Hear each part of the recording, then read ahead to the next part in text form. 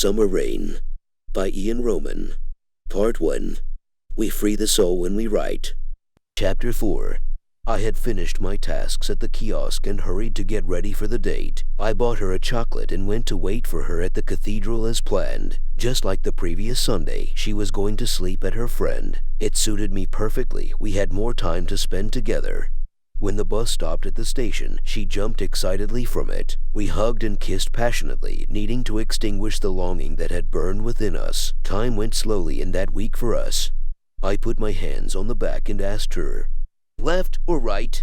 The choice didn't matter. She would receive the chocolate either way. "Left," she said, confident. "I know why left." She added to make me ponder. "Okay." I handed her the chocolate.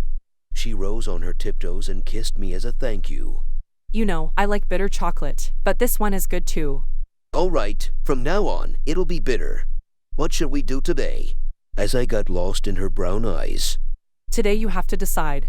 She took me by the arm and rested her head on my shoulder. "Let's get ice cream, then we'll see what other ideas come to us." We had arrived at the city center where the ice cream truck was situated, and we both looked with interest at the different flavors. "Here's how we'll do it. You pick a flavor and I'll pick one too, all right?" From her tone, she had already decided. "All right. 2 ice creams, please." Turning to the cashier, "Hello," I had greeted her since we stopped. I'm not impolite. "What flavors would you like?" "Chocolate." I turned my gaze to Alexandra, waiting for her choice. "And passion fruit," she added, looking into my eyes. I was intrigued by how it sounded. I hadn't tried it before, and I never did afterward. It was as bitter as a nightmare. I didn't like it at all. "How is it?" "This passion fruit is quite bitter." I was perplexed. I didn't know if it was spoiled or if it was supposed to taste that way. "I didn't like it at first either." "I don't think I'll ever like it," I said in my mind. "Here, throw it away and just eat the chocolate." She pointed to a trash bin. "No, I'll try to get used to the taste." I would have thrown the ice cream away entirely, but I restrained myself, and I ate it out of respect for her choice. Honestly, it was not good at all. We strolled to the park so we could enjoy the ice cream. After that, she wanted to go on the swings, and I complied. After all, I was the child. In the end, it's good to love childishly. Their love is sincere. Although it was getting close to the time for me to take her to her friend's place, we sat for a bit on some steps in the corner where my block building is. She took me by the arm and rested her head on my shoulder, saying nothing. I understood her mood and asked her, "You don't want to sleep at your friend's place?" And I kissed her on the head. "Well, yes."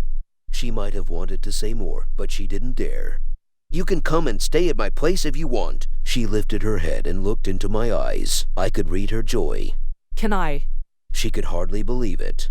"Yes, let me call my mom and tell her you're staying over tonight." I kissed her.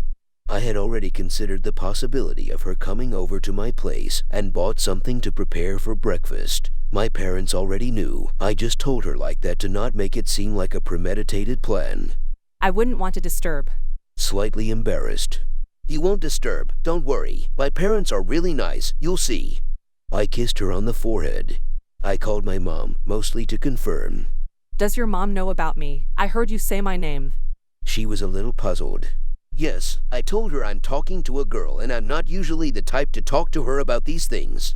I hinted that there's something serious between us. "Wow, I'm glad to hear that." She looked surprised and pleased by what she was hearing. "How could I not tell her? You're my woman after all." I kissed her hand. In that moment, I felt like my words had hit her like a knockout punch. She didn't expect to hear that from me. She remained deep in thought for several seconds. Then a barrage of questions followed. "What else did you tell your mom about me?" And so on. "Now we can spend more time together." I gazed into her joyful eyes. "Awesome." She was really happy. "Where are we going?" "Wait, I want you to take me to the bench too." The bench where I gathered with the guys from the neighborhood in the evenings for stories and beer. "To the bench?" "Yes. Where you hang out with the boys and girls." She gave me a look as if to say, "Did you think I wouldn't notice?" "All right." I was surprised by her request. She didn't seem like that type. We got up from the steps, and I led her to the bench. I don't know how it happened, but there was nobody at our corner that evening. Either it was too late, although I doubted that, or there was some match on, and the guys had gone to watch it. That's how it was in our neighborhood. We watched the more important matches together at some pubs. It's strange that no one's here. The guys must be at the pub watching the match. Let's sit down. She sat on the bench and pulled me by the hand to sit next to her. Aren't you hungry? I was famished. Well, yes, I want pizza. What do you think? She was pleased that I asked. Me too. I know a place that makes great pizza. I winked at her. Anyway, I wasn't saying anything. Today is your turn to decide what we do. Did you forget? She stroked my head. No, I haven't forgotten. I hope you like it. I'm sure I will. She pulled me closer and kissed me. Since the restaurant wasn't far away, we arrived quickly. I greeted the pizza chef with a nod at the entrance. He was from the neighborhood too. Then we sat down at a table. Alexandra never took her eyes off me. She had a smile on her face the whole time. She said nothing, just kept looking at me. What's up with you?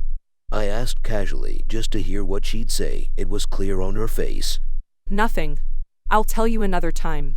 She winked at me. We ordered the pizza. Before the waiter left our table, she took my hand and whispered, "Take away." I passed the message to the server, "Take away, please." I didn't understand why, but I didn't ask her. She was that kind of woman who knew how to make you feel like a man at any moment.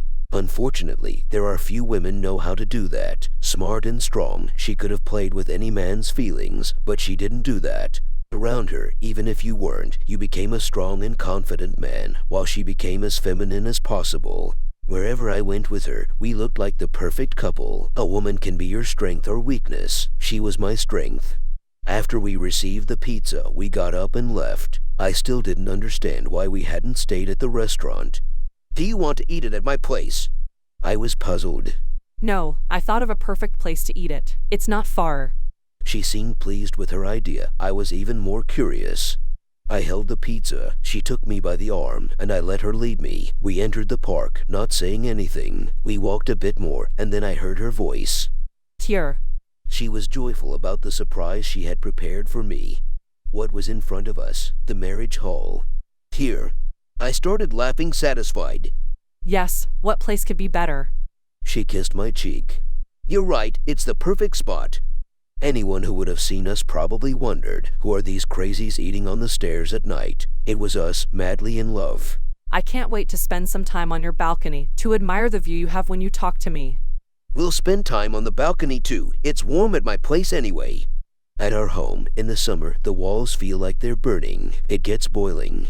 Arriving at my place, there was complete silence. My parents were asleep. I gave her a tour of the house, as one would do when showing someone around an apartment. The important thing was to show her where the bathroom was. We spent some time on the balcony, wrapped in each other's arms, gazing at the sky without saying a word.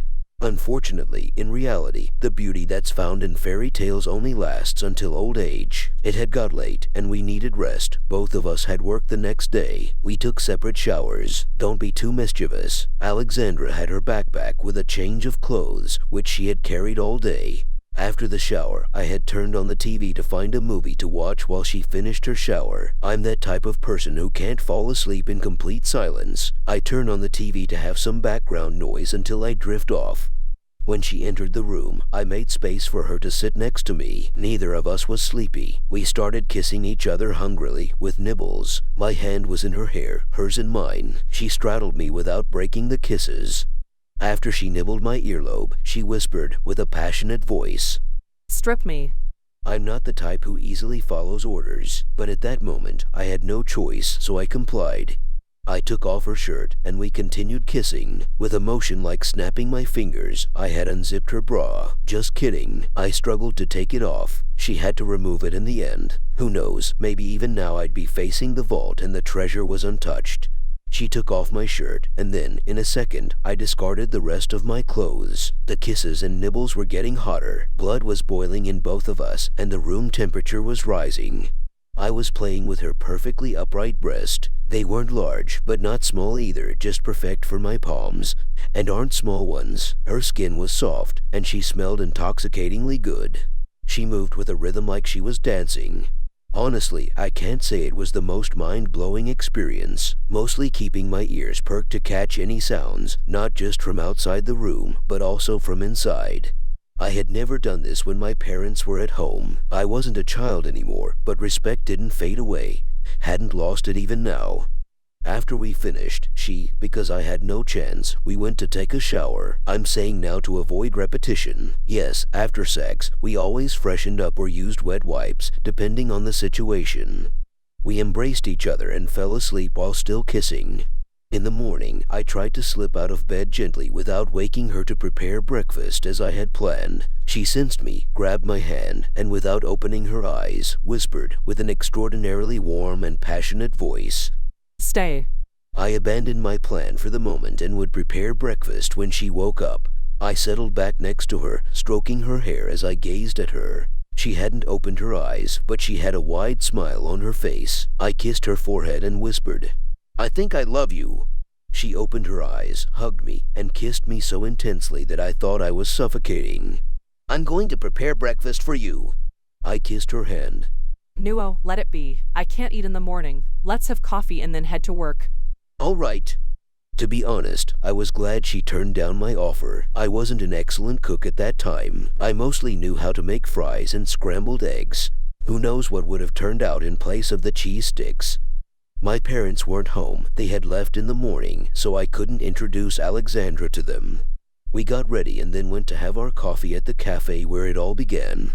When we left for work, we had to part ways in a discreet spot so as not to be seen together. Unfortunately, that's how people are, mean and envious. At that time, I cared about not hearing rumors or being a subject of gossip. Now that I've grown up, I see things differently. Who judges you? Someone frustrated, someone foolish. It will not be someone better than you. I don't care about those who criticize me. I live my life exactly the way I want, without caring about anyone's opinions. My happiness depends on me, not on others' judgments. No one will ever want to see you happy.